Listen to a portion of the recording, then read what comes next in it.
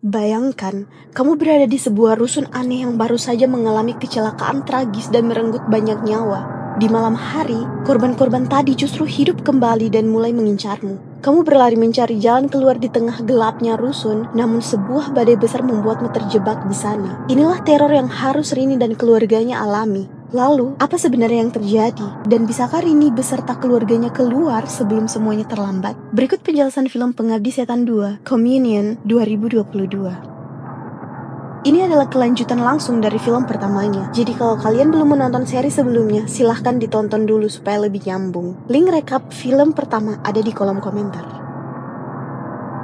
Film dibuka dengan Budiman yang dibawa ke sebuah lokasi terpencil di Jawa Barat, tepat pada tanggal 17 April 1955. Begitu masuk ke dalam sebuah gedung tua, ia disambut pemandangan yang mengerikan. Puluhan jasad yang entah datang dari mana tampak bersujud, seolah sedang menyembah sebuah foto seorang wanita.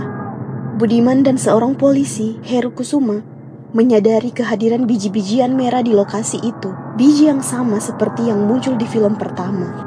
Heru meminta Budiman untuk memberitakan kejadian ini ke publik agar semua orang tahu ada kejahatan yang sedang mengintai.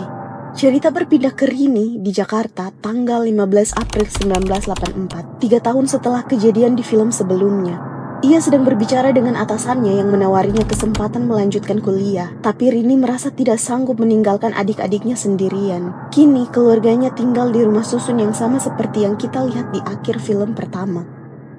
Di lokasi lain, Bondi dan teman-temannya termasuk Ari menemukan batu nisan di sekitar rusun. Teman-temannya tidak begitu mempercayainya, apalagi mengingat cerita Bondi soal dikejar mayat hidup di film sebelumnya. Tak lama, ayah Ari datang dengan marah karena Ari dianggap tidak menjaga adiknya dengan baik. Tugas yang seharusnya jadi tanggung jawabnya karena sang ibu sedang sakit.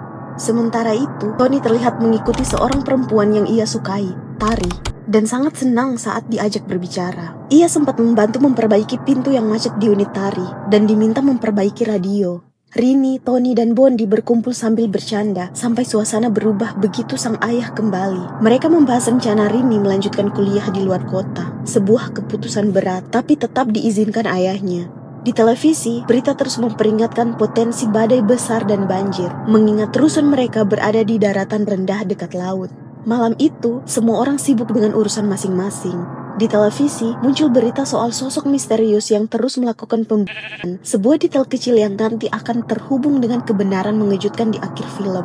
Di lokasi lain, Wisnu yang hendak membuang sampah tiba-tiba dikejutkan oleh sosok mengerikan.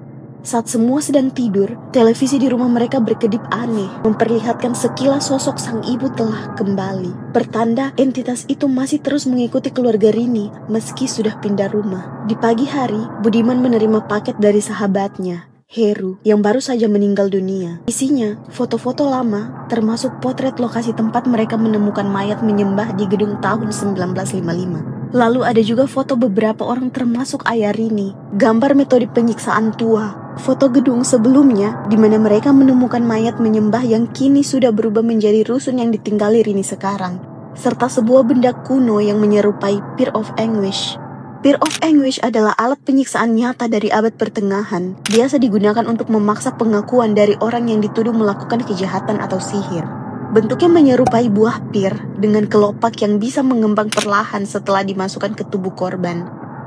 Heru ternyata sudah menyelidiki dan menyimpan seluruh rahasia ini selama puluhan tahun. Di rusun, beberapa penghuni berkumpul di depan lift sambil 4 anak kecil bermain di sekitarnya. Saat Bondi dan temannya menunggu Ari, ia tiba-tiba keluar terburu-buru karena dikejar ayahnya setelah dipukul. Mereka lari lewat tangga, sementara Ari mengejar lewat lift. Di dalam lift, Tari merasa diikuti seseorang. Dia langsung keluar dan menarik Tony untuk lari bersama, meninggalkan ayah Tony sendiri menaiki lift. Beberapa saat kemudian, lift itu tiba-tiba rusak karena kelebihan beban orang. Sementara di bagian bawah lift justru terbuka sendiri. Perhatian 4 anak kecil di sana teralihkan oleh uang yang sempat terjatuh dari tas seseorang, dan mereka tanpa sadar berlari mengumpul uang tepat di bawah lift yang macet itu. Orang-orang yang terjebak di dalam lift saling berebut jalan keluar, namun hanya Wisnu yang berhasil sebelum lift itu tiba-tiba terjatuh. Salah satu dari keempat anak yang berada di bawah sempat menghindar, tapi harus menyaksikan sendiri ketiga temannya beserta penghuni lain tertimpa lift tersebut. Adegan kecelakaan lift ini jadi salah satu titik paling mengejutkan di film. Bukan cuma karena kengeriannya, tapi karena semua bermula dari hal sepele, uang receh yang terjatuh, dan kelebihan kapasitas penumpang. Pada malam Senin, 16 April, semua penghuni rusun sibuk mengurus jenazah korban kecelakaan lift. Keluarga Rini sendiri sangat bersyukur, karena hanya ayah mereka yang selamat dari insiden itu. Rini memikirkan keadaan Wisnu yang kehilangan ibunya dalam insiden itu, dan memutuskan mengunjunginya. Sementara Tony mendatangi Tari untuk mengembalikan radio yang sudah selesai diperbaiki. Awalnya semua tampak normal, sampai tiba-tiba ada suara yang menelpon masuk ke radio mengaku sebagai Tari dan mengatakan dirinya sedang disiksa. Situasi makin menegangkan ketika Tari melihat sosok yang menyerupai dirinya sendiri. Ia berlari ketakutan dan menyerahkan radio itu kembali ke Tony, yang justru langsung membuangnya. Di tempat lain, Budiman berusaha mencari cara menuju rusun itu untuk memperingati kengerian yang akan segera terjadi. Tapi tidak ada yang mau membantunya karena badai besar sedang melanda. Kembali ke rusun, Rini berada di kamar Wisnu yang kini hanya sendiri mengurus ibunya sejak sang ayah meninggal di rumah lama mereka. Wisnu menunjukkan sebuah buku yang ia temukan berisi petunjuk bahasa isyarat aneh. Di kamar lain, keluarga Ari bersama Bondi dan temannya hendak makan malam. Ketika lampu padam, tiba-tiba Tony bertemu dengan Pak Ustadz dan mengajaknya berkeliling memeriksa jenazah korban kecelakaan lift satu persatu. Mulai dari pasangan suami istri sampai seorang perempuan mengandung 8 bulan yang tinggal sendirian. Perjalanan semakin mengerikan ketika sang Ustadz mengeluh sakit pinggang dan menyuruh Tony melanjutkan sendirian. Di tempat lain, Bondi dan kedua temannya memeriksa keadaan rusun dan mendapati lantai bawah tidak bisa dilewati karena banjir sudah tinggi. Mereka mengecek kamar satu persatu sampai membobol masuk ke kamar 207 milik ketua RT. Di dalamnya, mereka menemukan dokumen dan foto-foto yang mengungkap keanehan bangunan rusun ini. Semua foto bertuliskan tanggal 17 April, tapi di tahun-tahun berbeda. Masing-masing berjarak 29 tahun. Mereka sadar tepat tengah malam nanti akan jatuh pada tanggal 17 April tepat 29 tahun. Scene kembali ke Tony yang memeriksa rumah nomor 1303 sendirian. Tony diganggu oleh dua sosok mayat dan saat berlari keluar bertemu Dino, pria misterius yang sebelumnya mengikuti Tari. Dino meminta tolong Tony untuk mengambilkan garpu milik ibunya di kamar sebelah. Di sana Tony menemukan album foto berisi potret sosok yang mirip ibunya bertuliskan Ramino, membuatnya sangat ketakutan dan bergegas pergi. Tari yang ketakutan bertemu Pak Ustadz. Beliau menyarankan sholat agar terhindar dari gangguan makhluk halus. Namun gangguan justru semakin menjadi saat Tari mengambil air wudhu. Bahkan berlanjut sampai ia sholat, seolah ia berada di dua tempat sekaligus, dikelilingi banyak sosok yang mengganggunya. Saat berlari keluar, ia bertemu Tony dan Dino. Di tempat lain, adik Ari melihat ketiga temannya yang mengalami kecelakaan dan mendapat gangguan hingga akhirnya kembali masuk ke dalam lift dan berakhir dengan cara yang sama tragisnya. Rini kembali ke rumahnya, diam-diam mengambil kunci dari saku ayahnya yang sedang tidur dan mengambil kopernya lalu bertemu Tony dan yang lainnya. Saat berkumpul di kamar Dino, Tony menunjukkan foto-foto yang ia temukan sebelumnya dan mereka menyadari orang-orang di foto itu sama dengan yang pernah mereka lihat di rumah lama mereka, kini berkumpul di rusun yang sama. Rusun ini terasa sangat janggal, mulai dari bekas kuburan di bawahnya, perkumpulan misterius setiap 29 tahun, sosok Rominum yang sangat mirip ibu mereka, sampai suasana sunyi yang tidak biasa. Rini mulai menyadari bahwa orang-orang di foto itu kemungkinan besar sedang berkumpul di suatu tempat tersembunyi di rusun ini.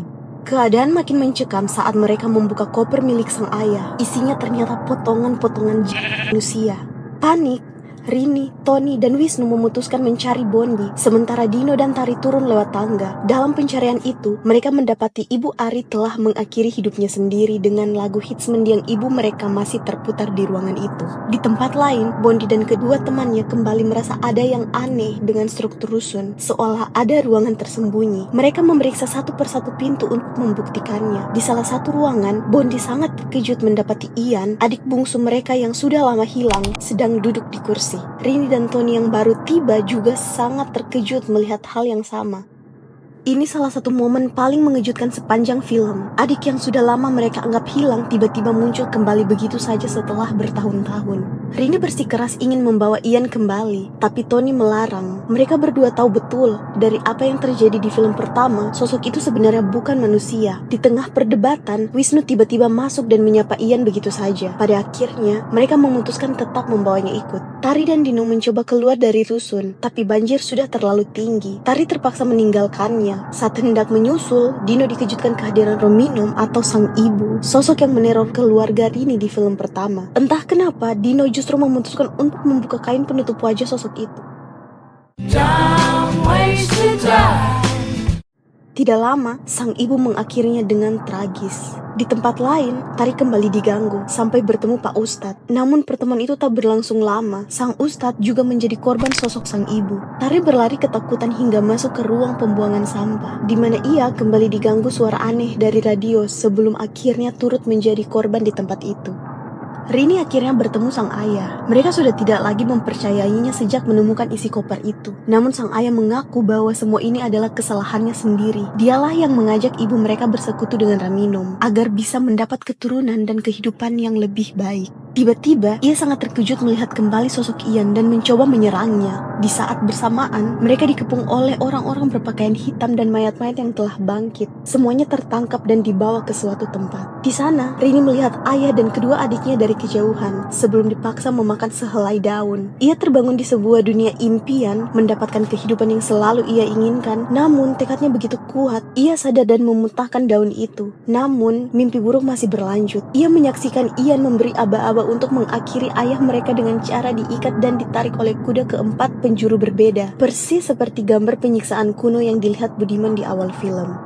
Saat giliran Tony yang terancam, Wisnu tiba-tiba datang bersama Budiman. Ia melawan para pengikut sekte itu, mengeluarkan Peer of Anguish dan berhasil membuat sosok Raminum mundur. Ian berteriak memandu para pengikutnya untuk menyerang balik, tapi berhasil dihentikan oleh Rini dan Wisnu sebelum mereka semua segera meninggalkan tempat itu. Dalam pelarian, Budiman akhirnya menceritakan semuanya. Ayah mereka ternyata adalah polisi muda yang mengantar Budiman di prolog film ini. Ia lalu mengajak istrinya bergabung dengan kelompok tersebut dengan janji ketenaran dan keturunan. Setelah semuanya berhasil, sang ayah memutuskan membatalkan perjanjian itu dengan syarat harus mengambil 1000 nyawa sebagai gantinya. Berita yang sempat muncul sebelumnya soal sosok misterius berjuluk Petrus yang menghabisi banyak orang ternyata merujuk pada ayah mereka sendiri. Menariknya, ini merupakan peristiwa nyata dalam sejarah Indonesia awal 1980-an, di mana banyak orang yang dituduh sebagai pelaku kriminal diakhiri tanpa proses hukum yang jelas. Budiman juga mengungkap fakta bahwa sejak awal target sebenarnya bukanlah ibu mereka, melainkan ayahnya sendiri. Sosok sang ibu hanya dijadikan kamuflase untuk rencana yang jauh lebih besar. Di akhir film, dua tetangga Rini dari film pertama muncul kembali, membicarakan kejadian semalam sebelum kamera memperlihatkan keberadaan mereka di berbagai momen besar lain di seluruh Indonesia. Film pun berakhir di titik itu.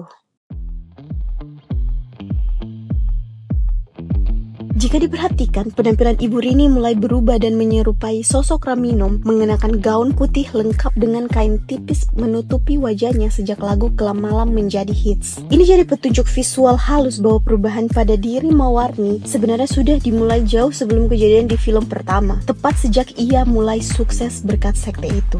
Pertanyaan besar juga ditujukan kepada tetangga misterius yang kembali muncul di akhir film. Sosok mereka ternyata sudah muncul sejak tahun 1955 dan sampai tahun 1984 tidak terlihat menua. Detail kecil ini mengisyaratkan bahwa keduanya bukan manusia biasa, melainkan bagian penting dari sekte itu sendiri yang terus hadir di berbagai peristiwa besar di Indonesia selama puluhan tahun. Hal ini mempertegas kalimat Budiman bahwa Mawarni sebenarnya hanyalah kamuflase dari rencana yang jauh lebih besar dan sudah berjalan lama. Sebagai tambahan, sosok Raminum begitu ketakutan saat melihat Peer of Anguish yang dibawa Budiman di adegan akhir. Benda ini secara historis dipakai sekitar abad ke-16 untuk menyiksa orang-orang yang dituduh sebagai penyihir. Banyak teori bahwa Raminum sebenarnya adalah penyihir dari masa itu juga. Kemungkinan pernah mengalami penyiksaan langsung dengan alat tersebut di masa lalunya. Reaksi ketakutannya diduga muncul dari trauma masa lalu itu. Ini masih sebatas teori karena film tidak pernah menjelaskan secara pasti. Menurut kalian, siapa sebenarnya sosok Raminum dan apa hubungan tetangga Rini dengan semua kejadian ini? Tuliskan teori kalian di kolom komentar. Jika kalian suka video ini, jangan lupa like dan subscribe untuk dukung kami. Sampai bertemu di film berikutnya.